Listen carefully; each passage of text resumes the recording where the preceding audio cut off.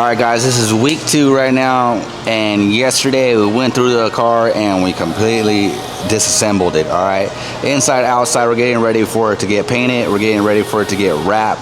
The students are going through the vehicle thoroughly and learning every single thing. Right now we're going to be going over maintenance, how to change the oil, how to change the coils, how to replace the spark plugs, how to change the transmission fluid. Just going through every single step, showing them, hey, you can do this on the side hustle, or if you need to maintain your own car to save some money on the weekends, handle your business. Everybody's capable of doing this, and we're on the go right now. We team everybody up so they can have someone to lean on, someone to question, just in case they don't want to just raise their hand in the middle of the classroom. Make everybody feel comfortable.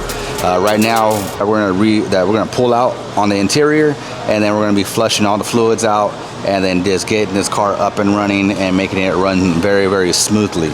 Right now we're going to be getting some meta glasses, pairing it to our TV so the students that are actually working on it can wear it, and then they could demonstrate what they're doing to the whole class. It's very, very cool to be able to use these features. Technology is taking over, man. We might as well make the best out of it and use it to our advantage. Students are hungry. We have 20 students right now. Everybody moving, grinding, man. And I'm just happy to be in this position to show them what I know, you know. We don't gatekeep over here, man. We show them the ways. We give them the knowledge and let them take them with them. And this is like lifelong, you know, that it will stick with them. Not only just the maintenance and the vehicles, but the hustle, the movement, the mindset. It's all in one, man. So very, very happy to be in this position.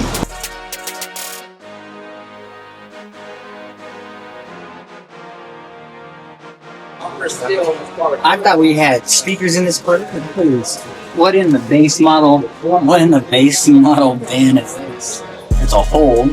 There's a hole, right? I mean, those look like perfect spaces for some amps back there. At least one speaker. We could probably fit like a shallow mount something back there. This might even be a speaker over here, right? That's yes. We had a 3-inch woofer.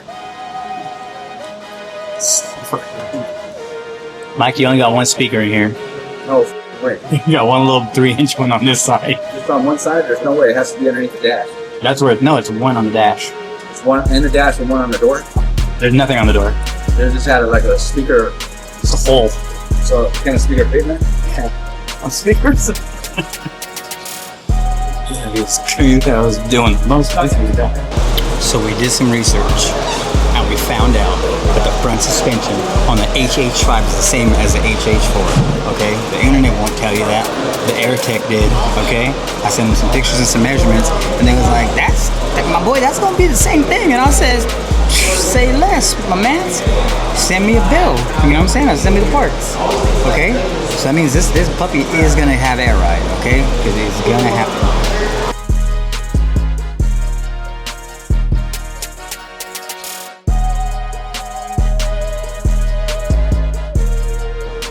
Look at the kid has grown, guys. Look at this. Hey y'all. Look at Right here, relaxing at my desk, eating my food. Yep. Taking up all the air. Yeah. Spending all my money. Yep. About that. We're just talking about her driving, but she still hasn't got a license, so she gets no car. Remember that, guys. Look at how long. That's been already a month.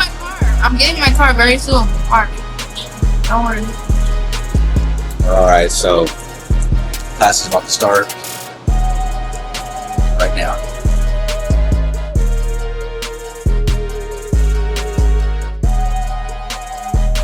Cleaning this whole barrel out, cleaning this out.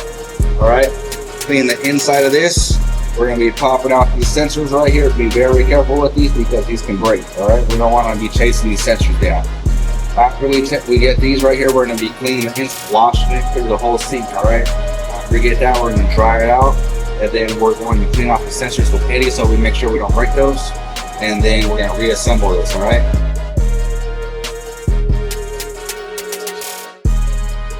Alright guys, that was day 2, breakdown, kind of explain everything, how everything works. And then tomorrow we're going to be reassembling everything. So just a motor. We're going to be assembling spark plugs, coil packs, oil filters, intake filters, the whole 9 yards, and then refilling the coolant, and then getting all this thing prepared for front pop. From there, we're gonna go into paint. We're gonna have them start prepping the body for paint and getting the primer, getting everything ready so when we wrap this car, no imperfections of the body will show.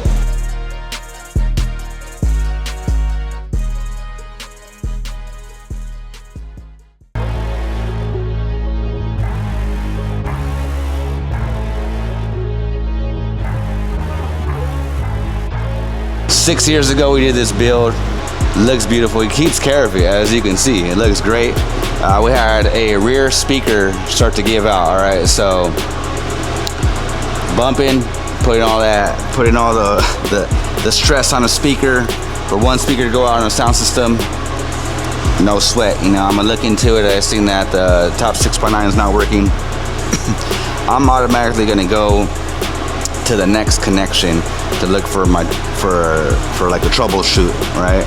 So there's a connector right here that's a disconnect. Every single sound system we do, and majority of anyone else that's doing sound systems, they're going to put a disconnect from your saddlebag. So when you go to take your saddlebag off for maintenance or just cleaning, there's going to be a disconnect so you can pull your bag off and you don't have wires connected to your sound system.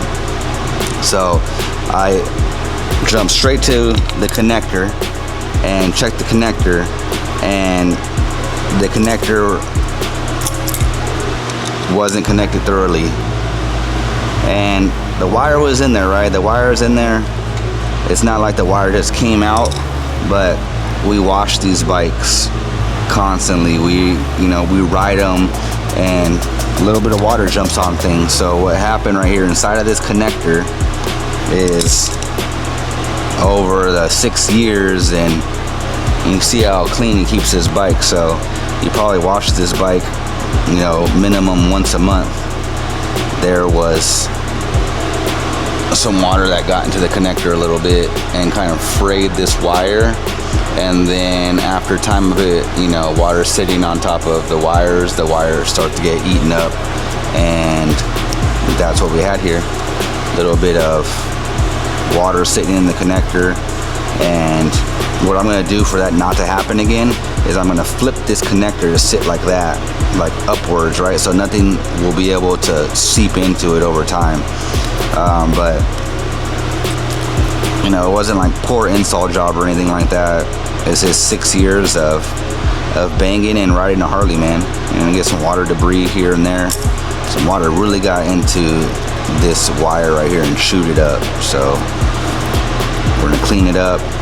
We're gonna cut all the wires back, and then get this guy back on the road. He's a very, very good customer, so I want to make sure he's happy. He understands that he came to the right place, and that we're gonna take care of the work that we did.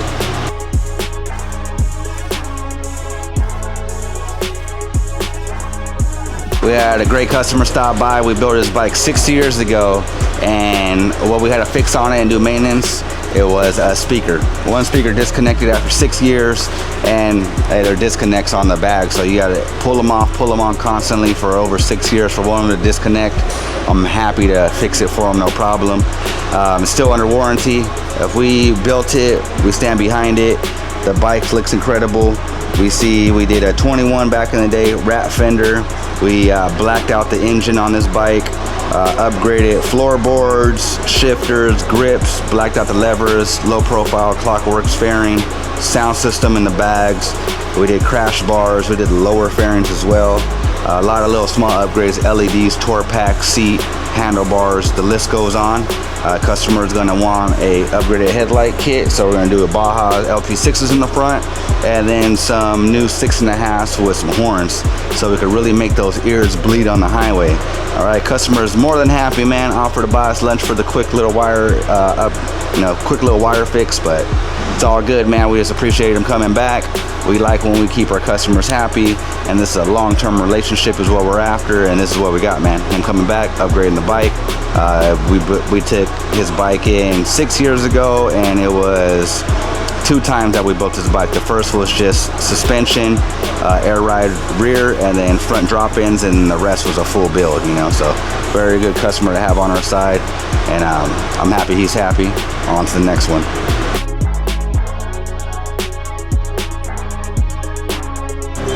Check it out, guys. We have the Gray Ghost back at home, man. It just went on a full US tour with Harley Davidson, and they brought it back like it was her stepchild.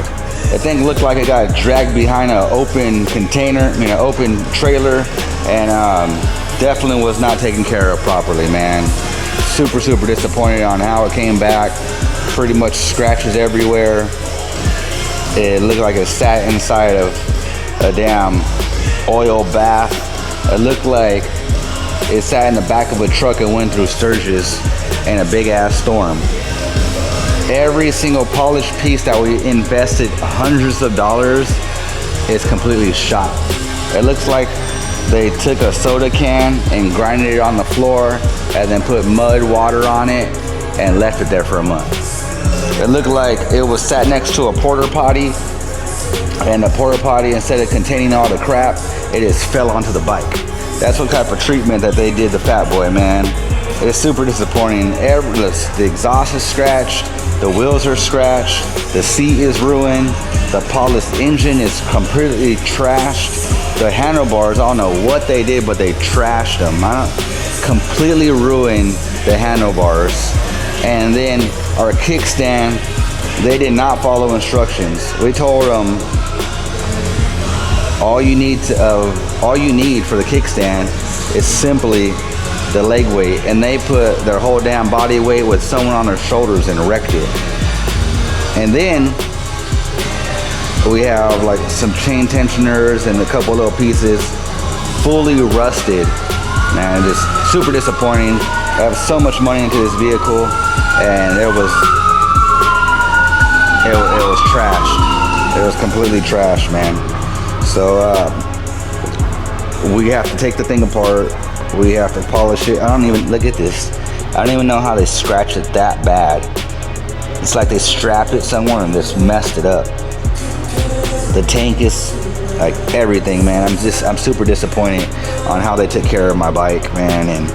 And now we gotta, not only did we stop production on everything else and slow the rest of my shop down to build this bike, and spent tens of thousands of dollars on this build, now we have to stop again and break it back down and then bring it up to par.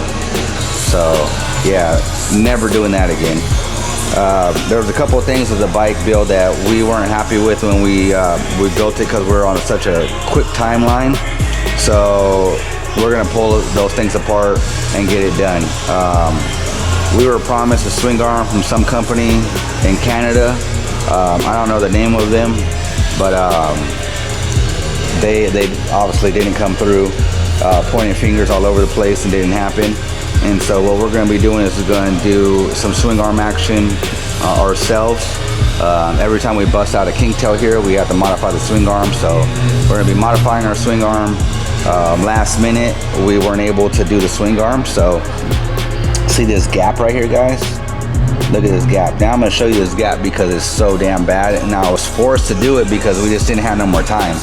So this gap between the wheel and the back of the fender should not be like that. This should be tucked behind it. And I didn't bring it to no one's attention because I didn't want no one to see it. But now that we're going to be fixing it, all of our kinktails are extended out and back and draped out, so they look bigger, they ride better. The stance between the front wheel and the back wheel are very, very far apart. So we're going to be knocking that out and extending our swing arm back. So that's going to cause us to do a new chain, and then a modified swing arm, and then we're going to do a new brake line as well. But that's not a big deal. That's simple for us. Now we're going to be pouring a new seat pan because this seat got this thing got damaged. It sat in the rain. They broke the whole seat. You can see the whole seat's not even holding on anymore. So we're going to just pour a new seat pan. The dash was broken when we got it back.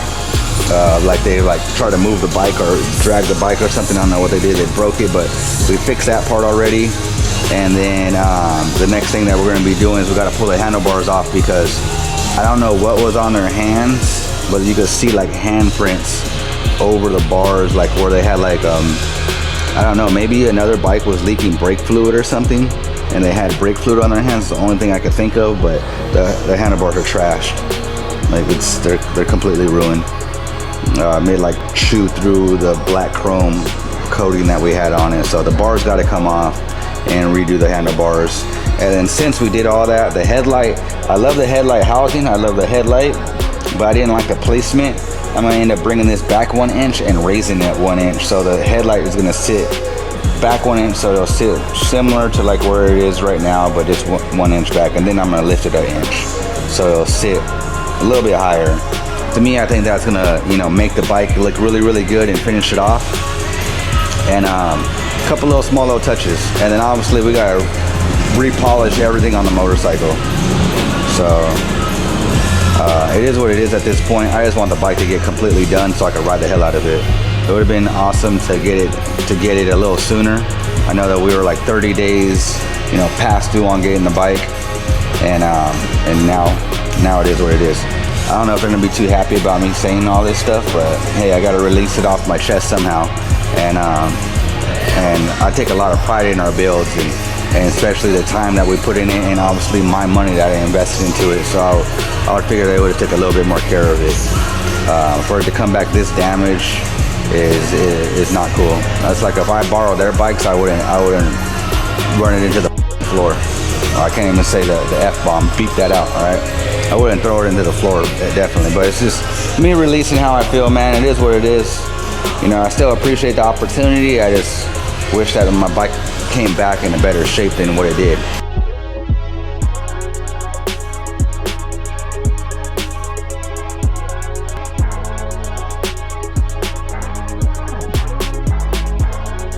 Alright guys, that's the end of this week's video. We're going to continue on building these bikes. Next week we're going to be breaking down the Grey Ghost, extending the swing arm and doing the final touches, and then we're going to get those riding shots on Big Blue's bike and get his bike out to Vegas. Most likely I'm going to load that thing up and go take it to him myself, so he could love me again. Alright, I know that it took way too long on his build, but it's coming out amazing, Lou. Alright, we're guaranteed satisfaction over here. The bike's coming out incredible. I also have Bob Dade's bike, that 30-inch build coming out. That one's almost done. We have about 4 other builds that are just see the finish line, man. So stay tuned, guys. I'll see you on the next one.